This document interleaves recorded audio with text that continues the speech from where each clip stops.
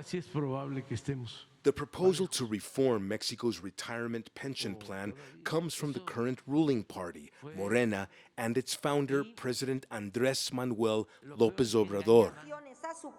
No other nation has such an initiative, and during an election year, the new retirement proposal is an attention grabber. That's because Mexico's workforce is rapidly growing older, and as the cost of living rises, an increasing number of Mexicans are worried about how to finance their retirement.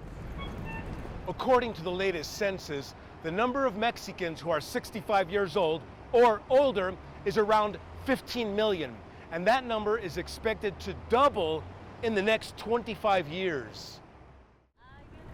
32-year-old Jessica Moreno has been part of Mexico's workforce for 14 years, nearly half her life. Her retirement is more than 30 years away, but it's on her mind. I'm already struggling to pay my day-to-day expenses. When we are elderly, it will be even more complicated because we will not be able to work.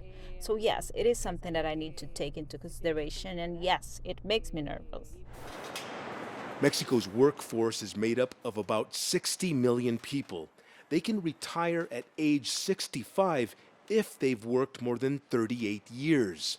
But they have no guaranteed pension payment, and there is no government pension program. Since the late 1990s, many Mexicans with formal jobs have been enrolled in a privately financed program. They and their employers contribute to the retirement fund called Afores. The president's proposal would continue the program, but it would add government funds to increase monthly retirement payments.